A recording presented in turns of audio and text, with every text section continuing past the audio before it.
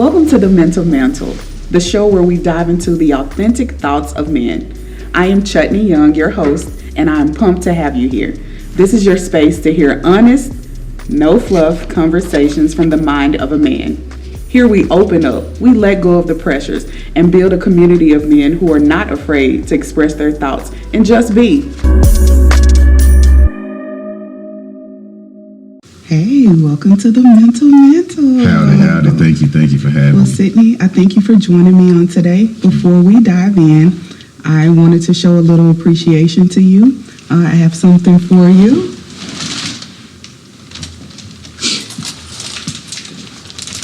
I wanted to present you with these flowers to show my appreciation and honor to you for believing in this dream and just being one of the supports that I've had along the way and pushing me out here to start this. So I honor you, I appreciate you, and thank you.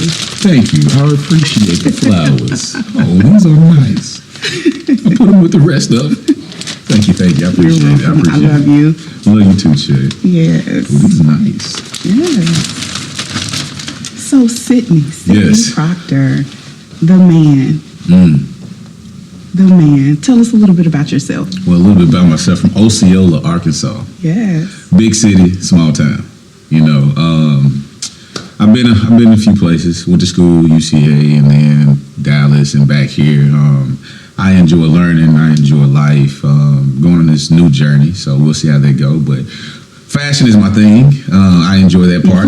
Appreciate it. Likewise. Not only fashion is my thing. I like automotives, and I also like talking to people and developing things, developing business, and developing myself along the way. So you said develop yourself a little bit along the way. Mm-hmm. What brought you here? So we know the man, Sydney, the kid, Sydney. Growing up, what developed you to be the man that you are today? Influences from my elders. And what I mean by that is my dad always had older friends. Him having older friends seemed like I end up fostering those older friends. But they always gave wisdom back into me. And I realized coming from the environment I came from, it was a lot of individuals I didn't want to be like. So being in that environment and having those elders guiding me and then having a family support, it helped push me in the direction of be who I want to be instead of who people choose for me to be. So that's what really got me here. That's what helped me grow and learn, and also realizing that I come from a place that's, if I could say it's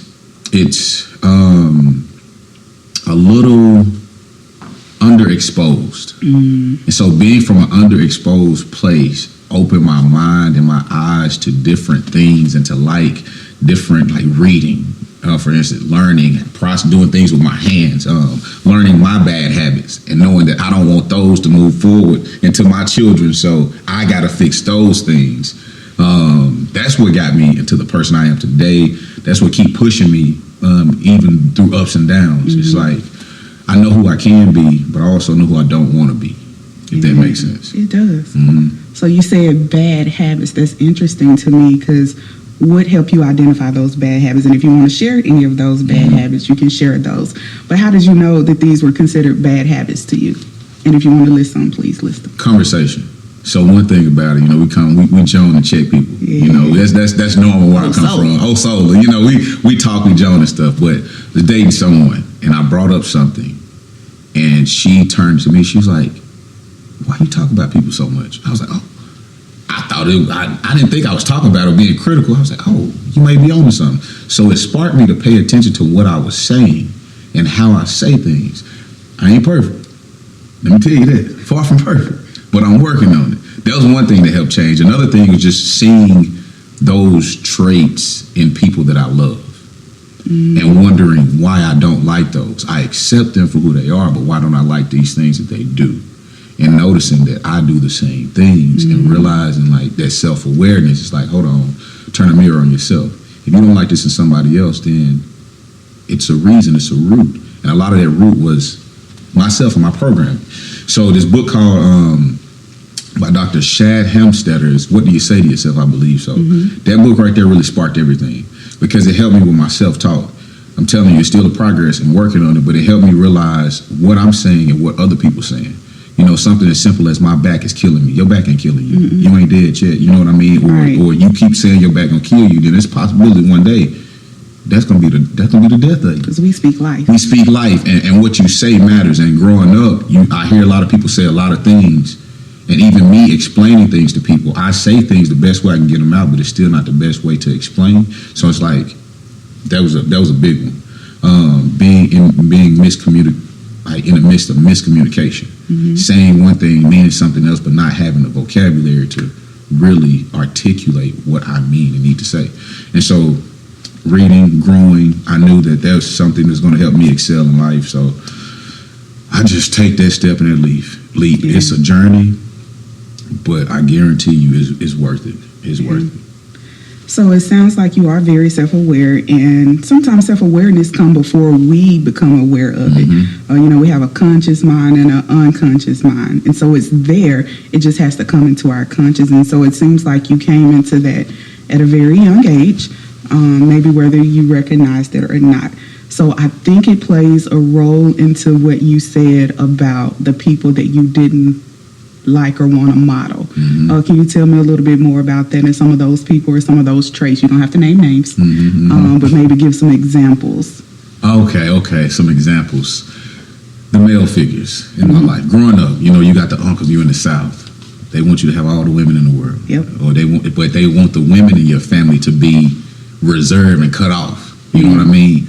I noticed that I didn't want to be like those guys, in and out of women, broken homes, children everywhere. Yeah. I knew that when I want to have kids, I want to have kids with this one person. We grow old together. If we do, it happens. If not, things happen. But that was one of the big things. How the Southern black man that role of us being players. Yes. Another thing was having, some, I'm not going to say over masculine, but some real masculine females in my life, and realizing that how that has impacted my reaction and response to the opposite sex, and realizing that I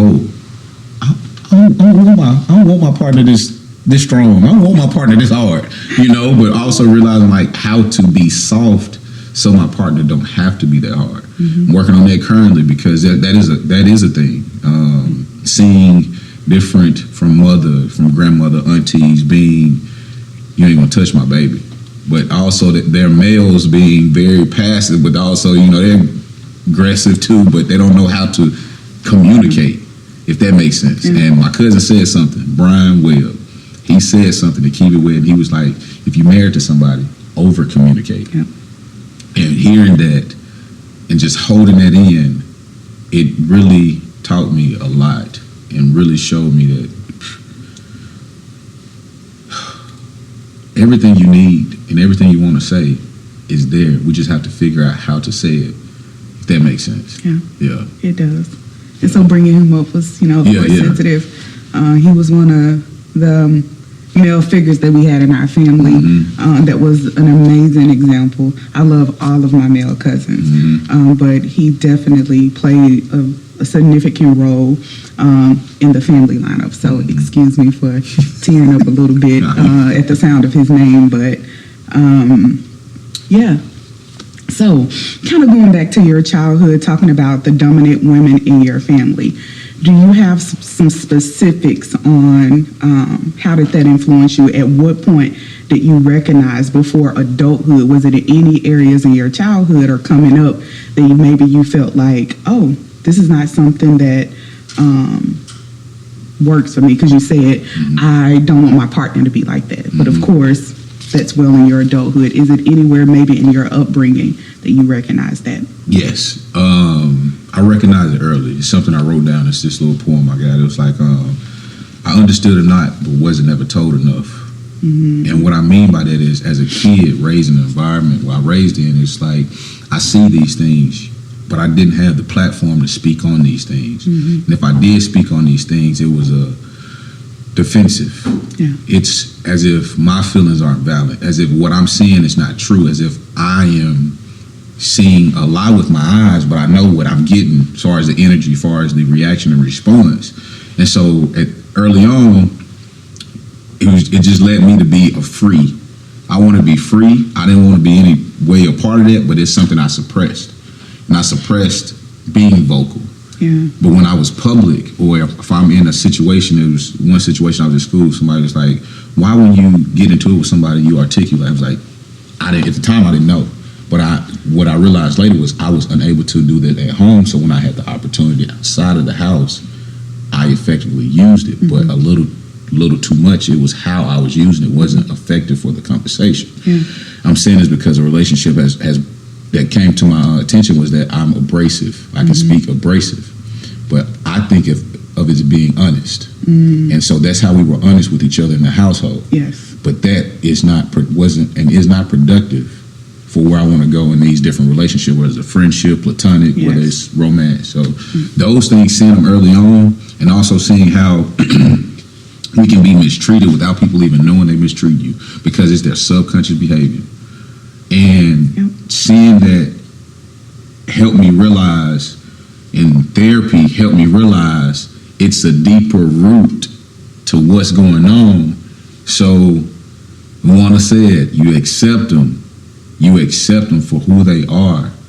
But also, you just looking like, dang, that's not even them. That's more than them. And once I realized it was more than them, it's like, at that moment I was like, hey, well, whatever that more is, we need to take care of that. But it's not my problem, not my thing to take care of. It's just my thing I thought I should put a light on it. Because growing up I didn't have a chance to put a light on what I needed to. But that wasn't effective. Yeah. So when you say put a light on it, what is putting a light on it? Showing them to acknowledge and holding them accountable for what's going on, for what they said, for how they said things, for what's going on, what they're doing. But it's how I chose to put this light, not knowing that shining this light on someone is exposing their character. And when people's character is exposed, they respond to you in a reaction of defensiveness and survival. And it's a thing that even to this day I'm working on, how to articulate with different people at the level that they are, because I'm not higher than all and I'm not beneath. I'm at a balance where it's equilibrium. Sometimes it's a little lower than other times, but it's something that I'm learning to deal with and learning to. Right now is not the time to say this. Yeah. Figure out how you can say this where it won't be an attack and where you can have the conversation as smooth as possible. Only thing I can control is my intent. Now the impact. The impact is what we're working on. Versus impact. Yes. That's what we're working on right now. Yes. And being proactive instead of reactive. Yeah. So that's where. Yeah. So being in grad school, all of these things are resonating with me. There are multiple forms of defensiveness. And so a lot of people do go into their defense stance. Have there been opportunities, I won't even say opportunities, but have there been moments where you had to still go into a protective defensive mode to keep from being someone that you didn't want to be? Yes. As we say, you don't want to see that person. I don't want you to see that person, and I don't want to be that person. Right. But it has been times where I had to. I bring it up to you right now. This is something I said in therapy. I told my marriage therapist, I don't want to revert to my unhealthy coping mechanisms that I had as a child and I had before this. And I'm seeing things that is triggering me to revert back to them unhealthy coping mechanisms. Yes. He was like, ooh. I was like, is this session gonna be free? Because I gave him something a little bit. But it was one of those things, it's like, and I'm one of those people, I notice these characteristics, I know these actions. I want to bring it to you. But as I said, how I bring it to you, I want to bring it to you and talk to you about it. He taught me how to come into the conversation defenseless. Like, you know what? I appreciate you. You helping provide, you doing this. I see you working hard, but I would like to talk to you. Is everything okay? Because I see a lack in this, or I have seen an inconsistency in this. I learned it, right? But you know, you got tools in your toolbox a lot of times, and you forget you even had them. You trying to use a screwdriver to knock a nail in the hole, and you know that ain't gonna work.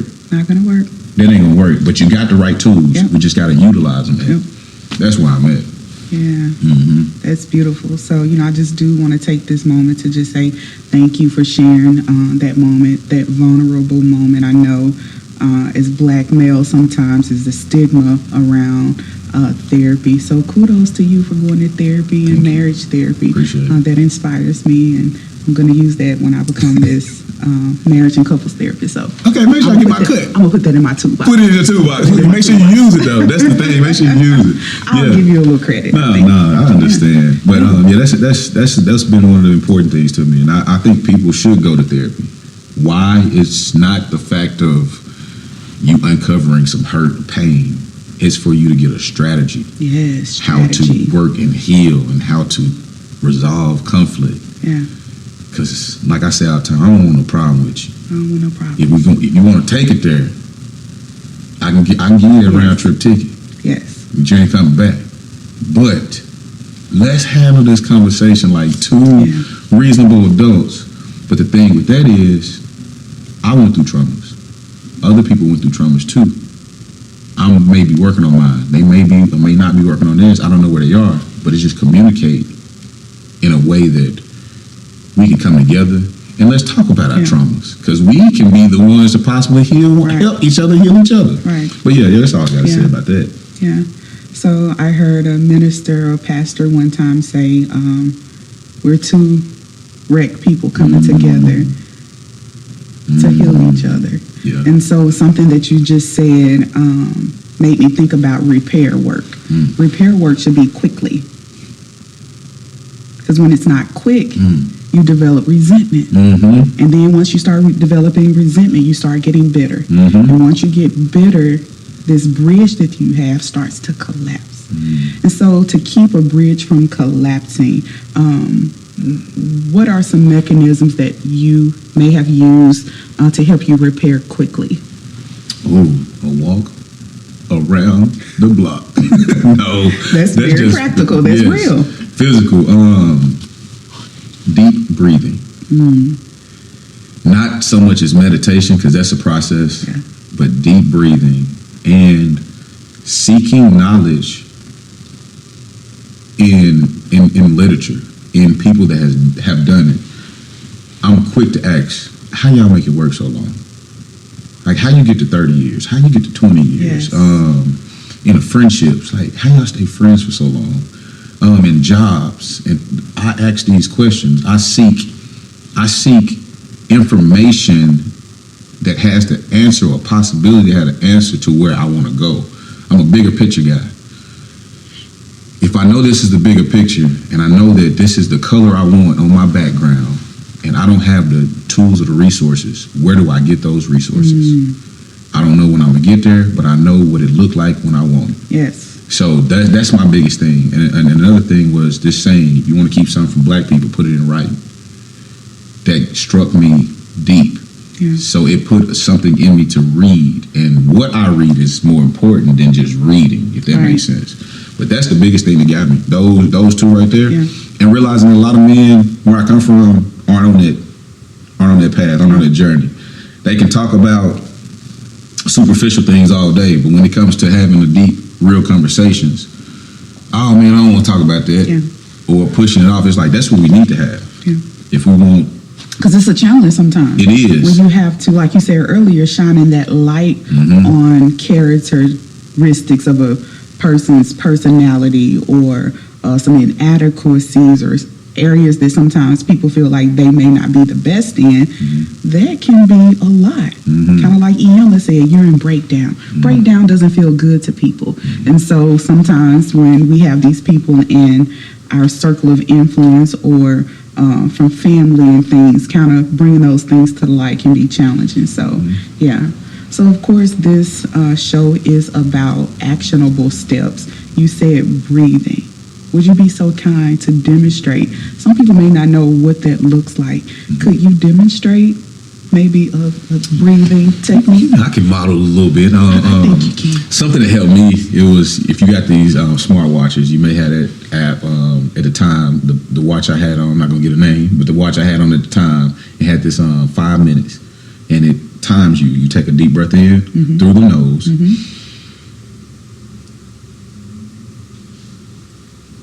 Hold, release.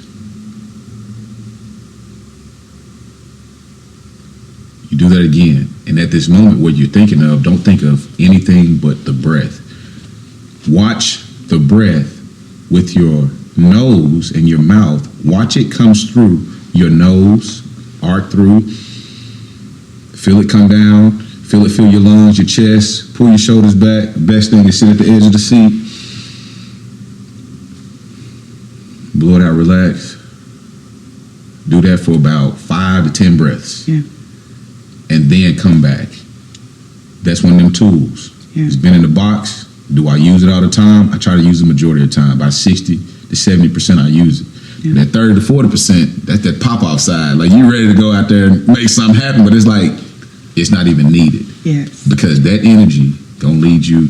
One thing my dad told me, don't let momentary satisfaction lead to a lifetime of pain. Yes. That little country man knows something. I love him. But the thing about it is that deep breathing technique has literally, it's changed my life in the aspect of still being here today.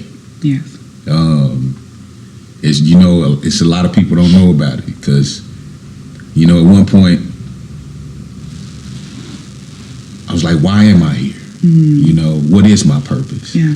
You know, you being an individual, you know, multi-talented sometimes, it's the focus. And then also learning to love yourself properly and want to learn someone else. It's like a lot of things that we move into with the aspect of it being the way we want it to be without realizing the reality of what has went on and what can go on just because of who you are. Yeah. I wasn't equipped to move to Dallas when I moved. But I did it because I'm one of those people. I'm gonna take that risk. Either I'm gonna sink, I'm gonna swim, and you're gonna catch me floating at the end. Man, like seriously. But it was one of those things. Dallas was one of those situations I had to sit down and take a breath. We were speaking earlier about the city moving fast. Yeah. It is. It's a lot of things. There's a lot of distraction. If you don't have yourself together, you can lose yourself. But you got to have a strong sense of faith in whatever you believe in. And you got to know that whatever you believe in is going to protect you and got your back, then you'll be all right. So that thing right there, and then knowing that I had the people that I had, like my support system is different. I talk to my friends, and I hear what they say, and I'm like, I don't got to really deal with that. I was talking to a couple people recently. I was like, man, I really didn't struggle until I became an adult and trying to do things my way instead of the God way. Come on. And that's where the struggle come in. Yeah. That's where the confusion come in. And it's one of those moments that I just had to sit there and like, I'm here. I appreciate for being here. I'm grateful for this. Now, thank you for the protection. This is what I would like to happen. But if it don't, thank you anyway. Thank you. We spoke about one of those things that helped earlier. You know, I said breathing, but gratitude. Every night, before I go to bed, I'm grateful. And I start listing off things I'm grateful for. I don't hit everything because, you know, a lot of stuff don't be in your mind. But then I wake up in the morning, I'm like, Lord, 4 o'clock came fast, but I'm grateful. I'm grateful. It'd be quick, Lord. I was like, I'm grateful. I'm breathing. I got a chance to do what I ultimately want to do. It might not be today, tomorrow, next week. But if you can get it here kind of quick, go ahead, Amazon Prime it to me. That's where I be feeling about it. But yeah, gratitude. I'm telling you, gratitude has changed the way I've approached situations. My ups and downs. Like now, instead of, like you said, repair fast. Yes. Now, instead of me taking 2-3 weeks, you know, you go through that momentary depression or something like that. 2 or 3 weeks, it's like, well, I got 2 or 3 days. It's bounce back. Or one day I might just sleep all day or lay down all day. It's like, I'm tired. Take what you need. Take what you need. You know, growing up, Work, go. You'll be all right. Throw some Let the dirt enemy on. see you sweat. Don't let them see you sweat. Don't let them see you cry. Don't be vulnerable. It's like, man, the best connection and relationship I've had has been out of 100% vulnerability. I came in, I let them know what I wanted, what I can do to help them. If I'm not the one, just let me know. Yeah. If you're not the one for me, I'm gonna let you know, and we're gonna keep it moving. Yeah. So that's it. Gratitude, deep breathing, and vulnerability. It'll get you everywhere you need to go. Yes. We grew up, don't let your left hand know what your right hand doing. But if they both on my body, they got to work together to get the job done. That's how I think about it. You know what I mean? So it's like, I understand, but it's also boundaries that I learned to develop and keep, like you say, your left hand and right hand work together, but sometimes left hand got to do something right hand can't. Just hold me support. But it's one of those things, boundaries too, because... Yeah. So speaking of boundaries, how do you set boundaries? How do you balance, the husband, the professional man, the sibling, the friend? How do you create balance and boundaries, set those boundaries? Solitude, knowing where I once been, and knowing that at one point a boundary for me is just like cutting a person off, not saying nothing. But now it's to the point of, let me talk to them, see what's going on with them and why they did this. Hopefully they don't take it as an argument. That's with anything. And listening. I'm working on it, still working on it, and never going to It's a process. Who it is. Listening and understanding, is this person speaking to me, or is this person speaking to something that's in them that they really need help with, but I'm just bringing that to the surface at this moment? What am I here for? Yeah. You know what I mean? Another thing is being honest and letting people know what's up. Yeah. Just being straight. This, like I say, straight, no chasing. Yep. That right there has helped. Still being kind, because being nice, it blurred all my boundaries. If that makes sense. That a little bit. What's the difference between being nice and being kind? Me being kind. What I got at the book. It was No More Mr. Nice Guy. What I got at the book is like it was a flat. This is the thing. It was a flat. So say for instance, a nice person would walk by knowing they got to be in a meeting in 5 minutes, but they're gonna take out their time and they're gonna help you with this flat. And then they're gonna be like, oh, let me get that, let me get the wrench for you, let me do this. Oh, I'll be all right, knowing they got somewhere more important to be. A kind person be like, didn't you see them nails in the road? If I could help you, I would, but somebody down there can help you. I gotta go to this meeting. I'm gonna go to this meeting. If you still here when I get back, I'll give you a hand. It's taking care of me first, and then I can take care of you. Because if I don't take care of me, then how can I take care of you? That was the biggest thing about me, the nice and kind situation, if that makes sense. But somebody asked me, they was like, do you think nice guys come in last? At the time, it's like 2017. I was like, no. Then I had to think about it. Yeah. And then fast forward 3-4 years after that, I read their book and I was like, they do. Yeah. They put themselves in last. Kind people, they make sure that we gonna get there, but I gotta make sure I'm in a stable place. You know what I mean? Or I'm gonna let you know that you hurt me. I'm not gonna be, it's okay. No, it's not okay. Yeah. You hurt me. This is how I feel. Now let's move forward from there. Yeah. So being kind to self in order to be kind to you. To someone else. Yeah. Yes. Good deal. I like that. Yeah. So with you and your friendships, you and your male friends, like, do you have a large male group of friends? Do you have a large circle? How do you guys influence each other? No, I'm just gonna keep it real. It's a few of us. Yeah. Like, that's it. Why is that way? Because people have ulterior motives. They see you, they perceive you as being something other than you're not, and you just being yourself. The dudes I rock with, they solid. They so solid. I was talking to my daddy about another day and started tearing up, and I had to stop for a minute because I'm like, man, I got the men that these people out here talk about. I got 2, 3, 4 good solid homies that I know that ain't like that. I don't know, what they have done to become the person they are today, because we all got past. Yeah. But I'm like, they solid. They solid people. The Mental Mental vlog is dedicated to providing men with a safe space to share his experiences, to talk openly about the things that matter most to men.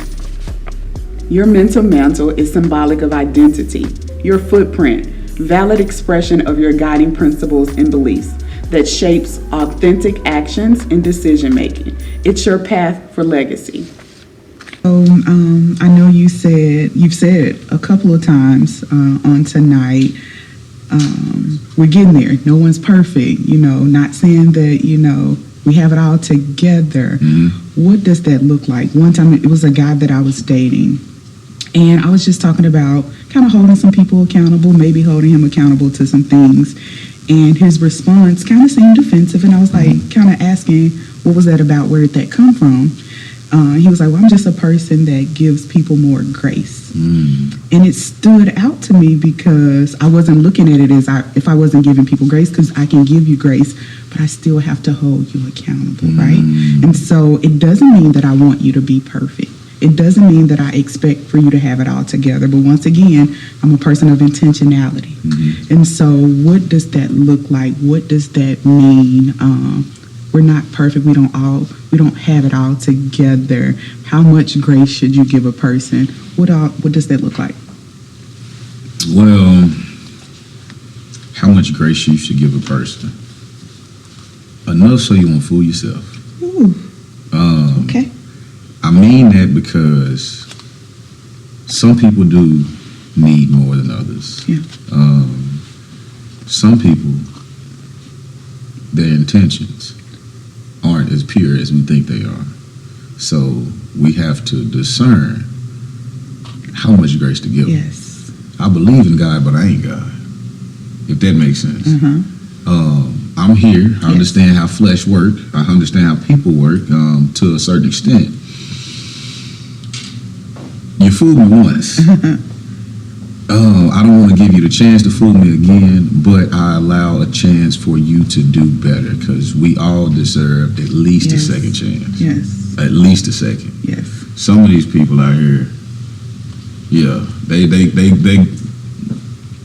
they abuse your kindness. Yes. Like the niceness, but we're not perfect. When I say that, because I know everybody has room to grow. Yes. They're the best that they can be at that moment, but they also have room to be better. Yes. And it's not me counting on their potential, it's just me counting on living. Yes. Grass don't grow until you put something on it to stop it from growing, and this is still a possibility that grass can still mutate and grow. So I believe that in people. That's why I say, we're not perfect.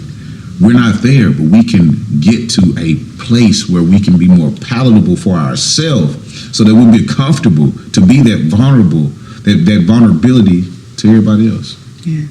Yeah, that's how I feel about it. Beautiful answer. Yeah. I could not have said that any better. No. I love that response. So let's just talk about this fashion king.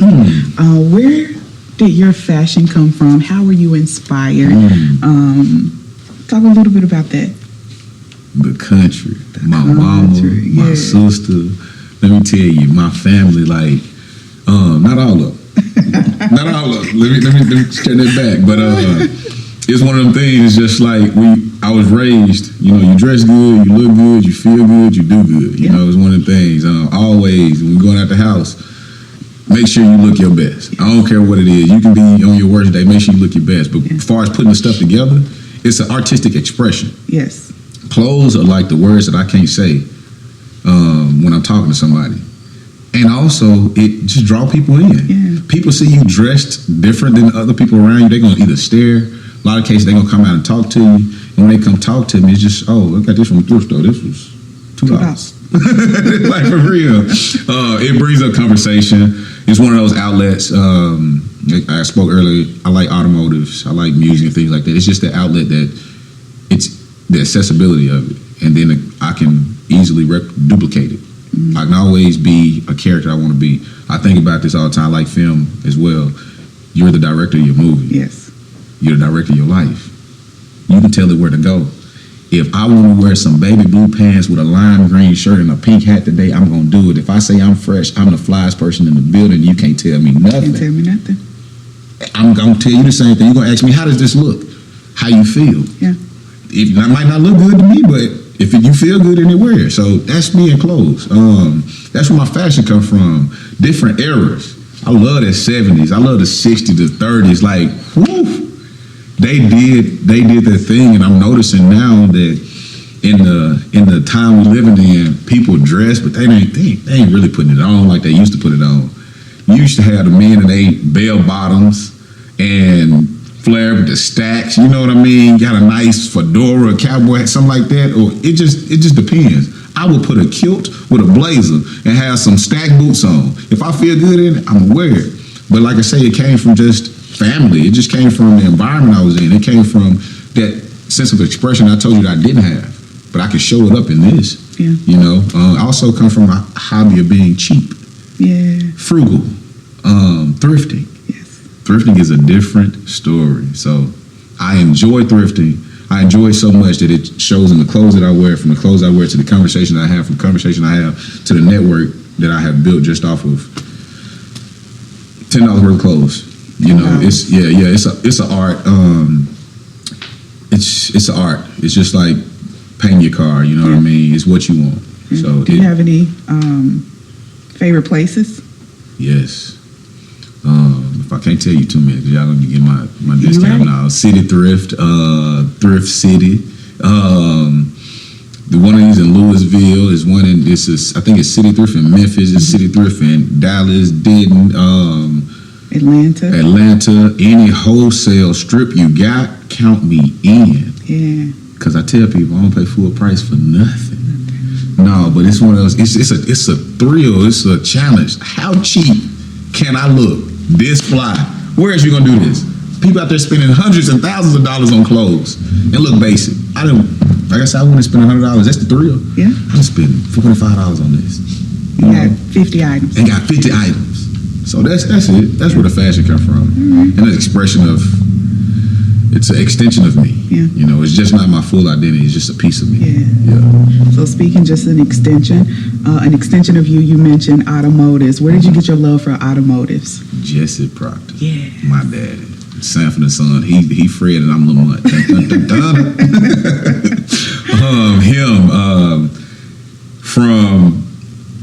I spoke about the elders that he was around. He was around old guys, and most of them had their own shop. So if he didn't know how to do something, YouTube wasn't out. No. Back then, 90s, 2000s, stuff like that, YouTube, and he wasn't big on it. They taught him, and from them teaching him how to work on the car, they was giving him life lessons. Yeah. So from there, I knew that if I know how to do this by my hand, I ain't got to pay nobody else to do it. Also, if I do pay somebody else to do it, I know the value of this job. Yeah. Not only that, it works around in my mental and emotional life. Working on a car is like working on a relationship. It's working on my emotions. The only thing difference is I can keep going and buying parts for this car. For me, I gotta figure out how to make these things mend mentally, emotionally together. I gotta think about how to erase this and then bring this back in. So I know that if I want a custom life, like I want a custom car, I gotta either make these pieces myself. I gotta go out and figure out why I want these pieces on my car, why I want these pieces in my life. So that's where automotive really came from. And then knowing that it go fast, it's pretty, it's loud, it's dirty, it's a process. In the end, there is an end, but once you get to the end, that's the new beginning. So automotives it's a revolving circle in my life that I always come back to because it's a therapeutic outlet. Sometimes when I'm not feeling well, I go working on something, I'm a whole different person. But it's more of the process, it's more of the project management and building aspect of it than it is just working on something. Yeah. If that makes sense. Awesome. Yeah. So tell us a little bit more about your relationship with your dad. You've mentioned him a couple of times. How was it as a child growing up with him, having your dad in your life? Sometimes we have males in our community that don't have a dad's presence. Tell us a little bit more about your relationship with your dad growing up. It was the coolest experience ever. Yeah. I wish I could share it with everybody. I I say that because it allowed me room to mess up and to have someone there to walk with me during those mistakes. Yeah. It gave me a sense of an idea of who I could possibly be. And then it also showed me like, and I can be more than that. Yeah. This person was that great to me, and I can even be more than that. Like, not saying what he gave me was inadequate, because it was beyond, it was Yeah. over and beyond. It's just the simple fact of, I had a calm voice when I needed, but I also had a stern sense of aggression when it needed to be in place. Because, you know, he chill, he cool. He whoop me sometimes, and he get on to you, he give you that look, it's like, hold on. But all in all, I can go back to, that's Papa Cub. I can go and lay in his lap like a baby at the end of the day. You know what I mean? It's a place of comfort in a world of chaos. Having the type of dad I had, you know what I mean? And that's why I appreciate him. You know, might not understand everything, but he understand enough to be, it's gonna be all right. Yeah. You know, that's why That's his favorite saying. It's his favorite saying. It's gonna be all right. You got this. It's gonna be all right. And so having him there, having that, it was cool. Not only cool was that, it's just sometimes having that person to throw a ball with. Yeah. Sometimes having that person like, you know, I got friends. My friends don't do what I do. Sometimes having that bank. My dad is that bank. You know what I mean? Like, oh, you gonna fund this? Yeah. But we can have fun together. Yeah. Appreciate you. But no, he different. He one of a kind. All my friends like, man, your daddy cool. Like, he alright. Nah, he cool, man. He observant. But it's one of those. It's unmatched. So I appreciate every father that's in their kid life. Yeah. Every father that talk to their kids. Every father that let their kids understand, like, it's hard sometimes.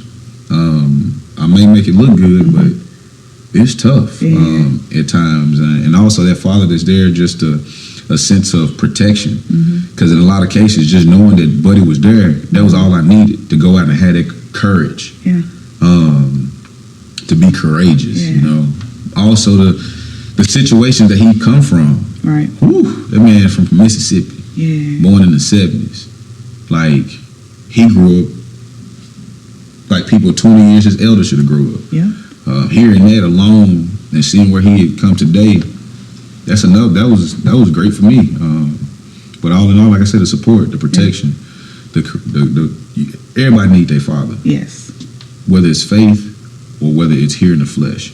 Mm-hmm. And to all the ones that are there, shout out to you. Y'all solid. I appreciate you. Keep doing the work and keep working on yourself so you can be a better father for them kids. Yes. And for the mother of them kids, 'cause that's important too. Yes. Their relationship. So yeah, that's my dog. Yeah. Sit out.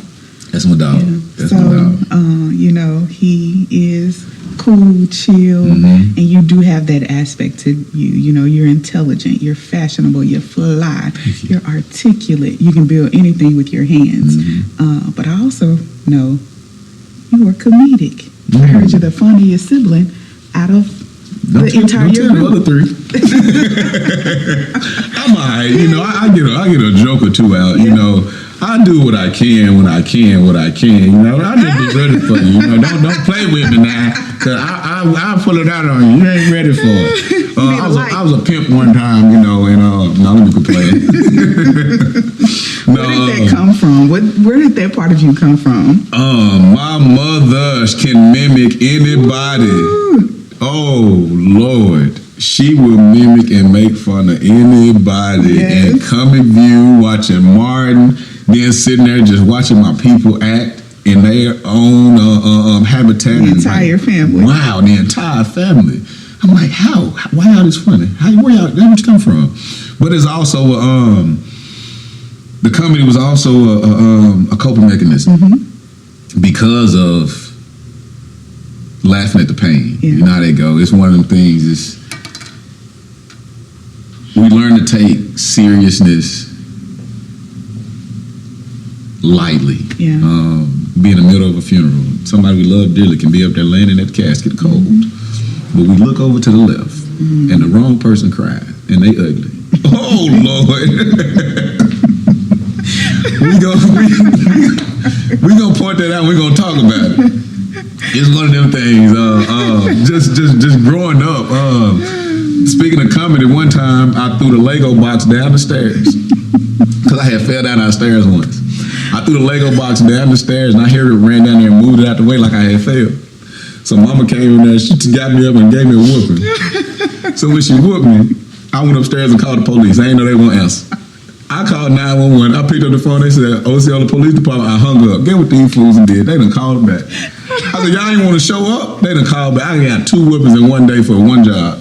So at that moment, I knew comedy was going to do something for me. But yeah. Just growing up in the environment, I had some of the funniest people from friends of the family. They can just how they talk. Mm-hmm. They come in the house and just hearing that they hot. Give me a cup of water. Ooh. I just bust out go to laughing because water. You want some water? But that's it. Just run around my people. Like I say, Comic View was the staple. Even though I had to go to bed at 9, I listened to that dope. Yep, we had a 9 o'clock bedtime. Yep. But I would be listening to the edge of the door trying to hear that joke, Lavelle Crawford or somebody, and going to school and trying to have fun with that. But it was just the outlet where I couldn't speak about the serious things. I knew I could talk about jokes. Yeah. And I knew that right there was always break the ice with people. Yeah. That and weather. Yeah. And then if I talk a joke about weather, when I got you know what I mean? So, yeah, that's where it comes from. So, we've laughed. Mm-hmm. We have. I love a good laugh. A little bit more serious side, the businessman. Okay. Oof. The businessman. Oof. Who are you as a businessman? Tell us a little bit about some of your entrepreneurial. Working on it.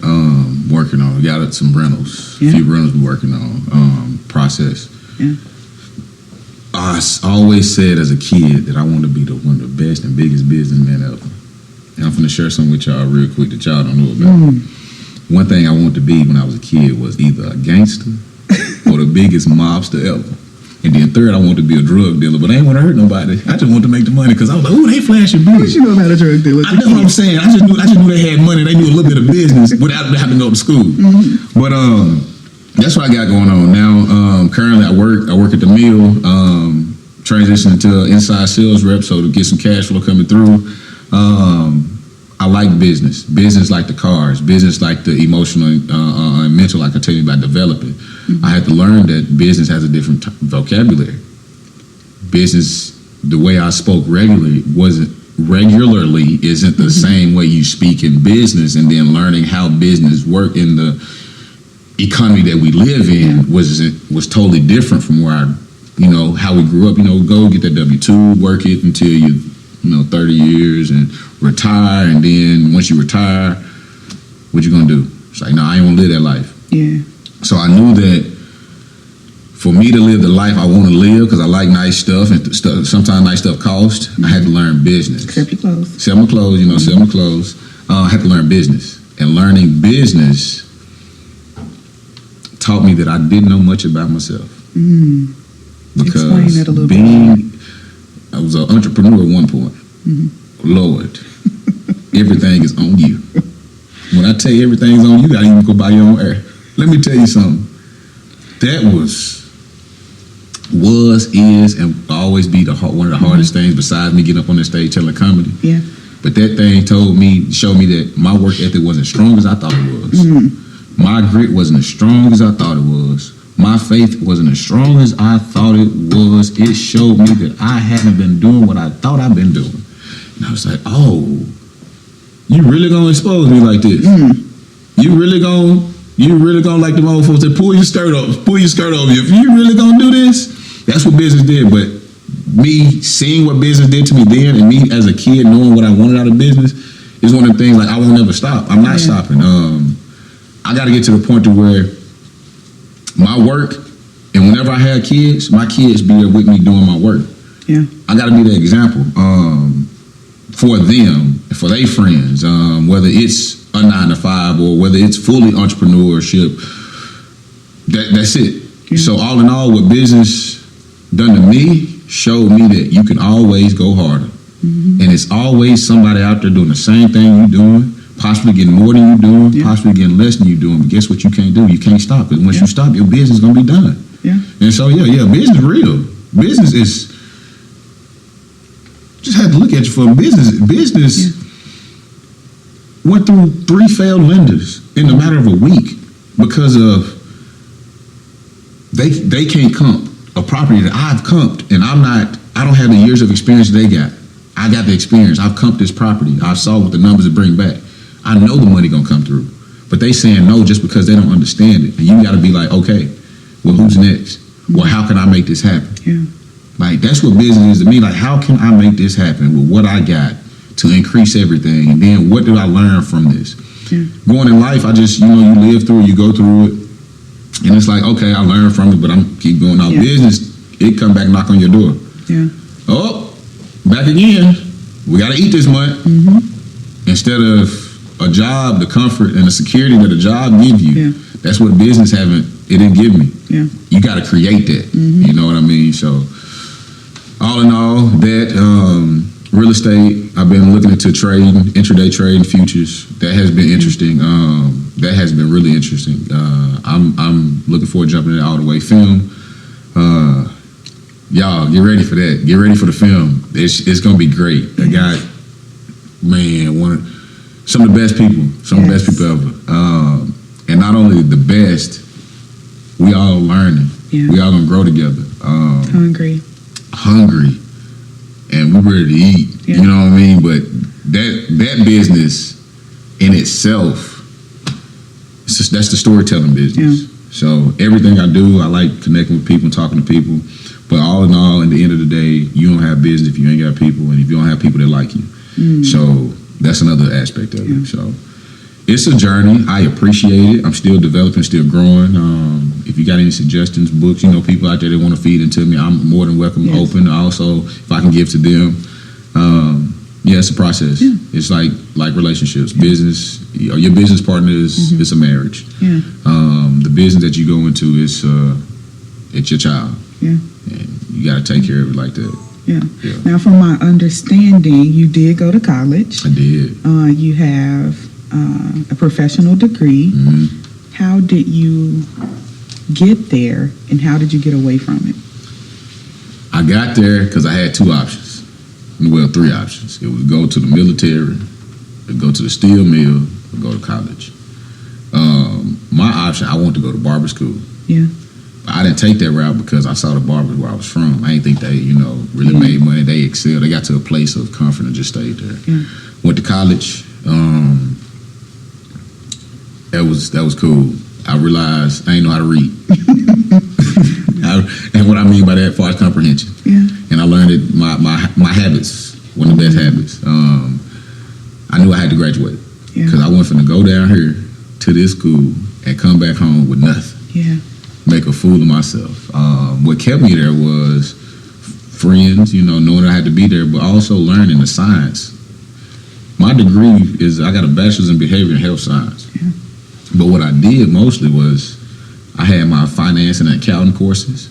I had my courses where biology, science, cadaver lab, like I worked on people before I was even in the hospital. I had from the philosophy, sociologies, and psychology courses. Like the way my schedule was set up, it was very untraditional for my degree. That's why sometimes it's hard for me to explain. But it was a place familiar. Even though I'm learning all this stuff, I'm familiar with it. Siblings grew up there. I was already, acclimated with the environment. First year wasn't successful.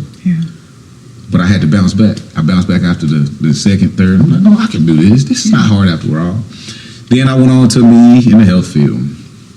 That was exciting, but that was a lot. It was demanding mentally, emotionally. I didn't like the way some people handled those people in those settings. Also the business of it. But Western medicine is still good, It does some good. It has its place, yes, it does. And realizing like I didn't want that to be my end all be all. I got in, I got a taste of it. I'm one of those people. Once I get enough, either my body gonna tell me or God and the universe gonna let me know. It's like, hold on, what's next? I can pivot. Sometimes I slip, but I I can bounce back. So, yeah. College was fun. College was fun. I had a lot of what to say, entanglements. No, I ain't have a lot of entanglements, but I got to experience and experience life and express myself a little bit. Yeah. There's a sense of freedom, but also it showed me that I don't have to settle for a life that others have given or chosen for me. Or the standard. Yeah, that the standard. world says this is what you have to do. Yeah, because some of the people in their families and seeing them look like me coming from the family they come from, how y'all do this? What y'all do? So you mean to tell me, and the way people have probably projected and looked at me at one point in life, I'm like, oh, I see why. Yeah. Because it's somebody that look like them, come from them, but is showing a better life than they may have, or a better life they may have now. Yeah. Oh man, and seeing the foreigners and being cool with them and realizing like, oh, this how y'all party? Y'all like to dance too? Yes, like I'm telling you, like they get down. College was, the saying goes, it's not for everybody, but everybody got a shot for it. Yeah. Like that's me. Everybody got, like jail. Jail ain't for everybody, but everybody can still go. I ain't gonna. I ain't going. I might not even visit. Yeah. But it's one of them things. College was there for me. It was cool. I wouldn't trade it for nothing. Yeah. Only thing I wouldn't trade it for nothing. I was gonna say, if I do something different, I want to experience the HBCU. Yeah. Yeah. And I want to give my kids the option to experience the HBCU. Yeah. What is it about HBCU for you? Being around that many people that look like me, Yeah. that come from where I'm from, that it's not so much of because we have to, that role change sometimes we have in our, going to work just to deal with these people. Yeah. It's yourself, Yeah. but it's yourself with the edges cut off. But being around more people like me, getting that vibe, getting the education, that knowledge about my people, about my history that wasn't given to me, that I had to wait until, I didn't know about Juneteenth in my sophomore year in college. Yeah. And that right there alone was something that what's his name? The comedian Dave Chappelle. Dave Chappelle know about his great-grandparents and his great-great-grandparents and how they had, prominent roles in the community and the positions that they held. And, knowing that as a kid will help you, I think, grow and have more of a self-pride and learn that later on, look at all these years, that somebody has put something into your mind that's not even about you and your people. Goes back to that underexposure. Underexposure. And that's one thing it did. It exposed me. Yeah. Awesome. That's what's up. Yeah. So before we conclude, I would like to end with your faith walk. Who are you as a faith man? What is your faith? How would you describe it to someone else? Spiritual. Okay. Why I say this, because all religions have something you can use, something you can take from it. But from the spiritual aspect, a lot of people, something as simple as meditation, some in religions deem meditation as being evil. I believe it's God. I believe God is in the universe. I believe God is in all. We wouldn't have it if it wasn't for whether people believe male or female, however you want to believe. But that's who I believe. I believe in God. I believe in, like I say, universe and all. And what that has done for me, given me a sense of internal. Instead of seeking external for this thing, it given me a sense of internal, like seek inside of yourself. Because if something create the same thing, the grass, the trees, the animals that's outside, if it is in everything and also created me, how can I be less of anything? Yes. For me to think that I'm less, that's something wrong with me internal. I'm letting the opposition, that's what I call it, the opposition. Anything that ain't of God, of all, of the universe, is the opposition keeping you from where you need to go. We don't like opponents, not even in sports. I want to beat you. But one thing about it is having the faith that I have has kept me here when I didn't want to be here. Yeah. Because it's just the fact of, if everything is around me existing in the chaos that we see, why can't I? Yeah. the rose that grew through the concrete. It's still hope. That's what I like about faith. That's what I like about believing in what I believe in. There's always hope. Yes. Even though sometimes I'd be like, ain't no hope for these. Ooh. But all in all, it's still hope. That's what I believe in. I believe in, like, I will go down to, like, right now I'm reading Emerald Tablet. Emerald Tablet is about Thoth.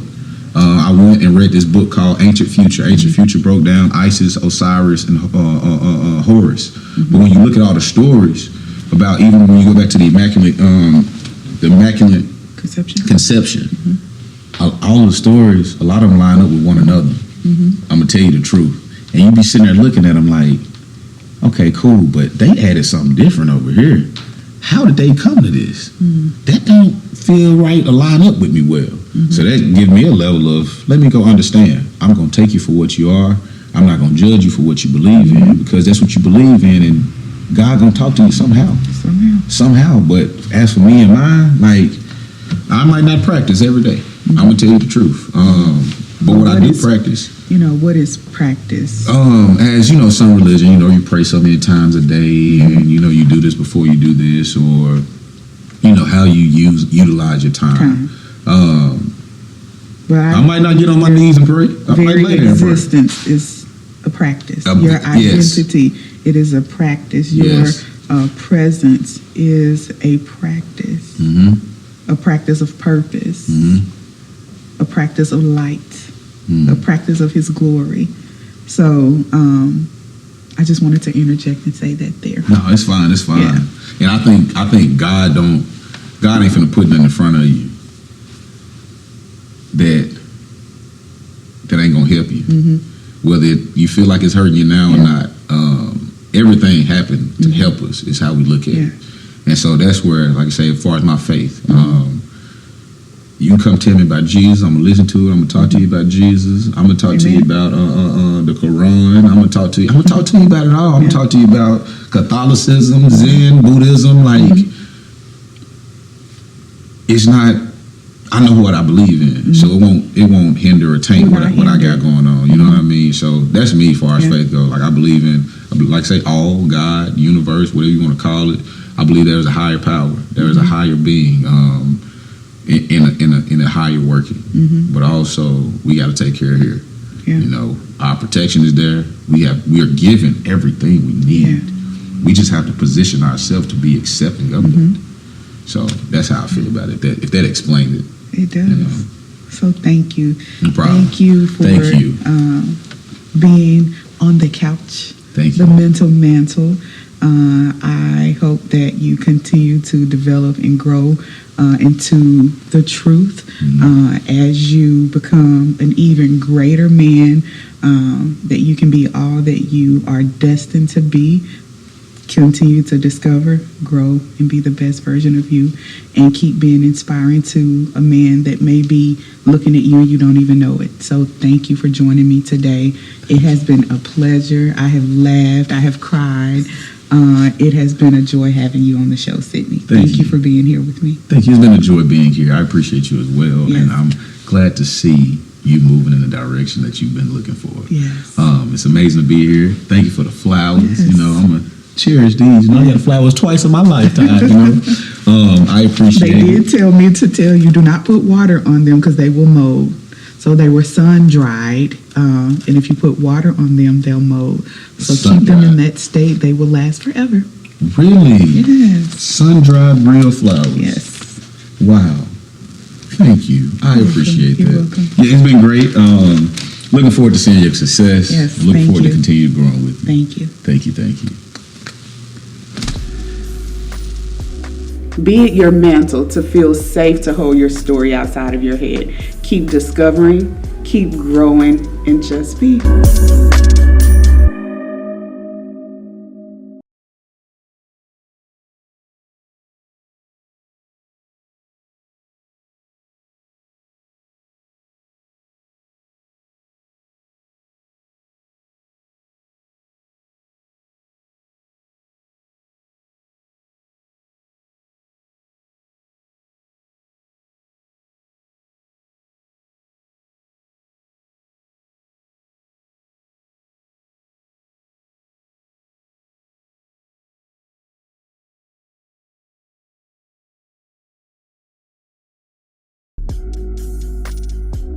Be it your mantle to feel safe to hold your story outside of your head. Keep discovering, keep growing, and just be.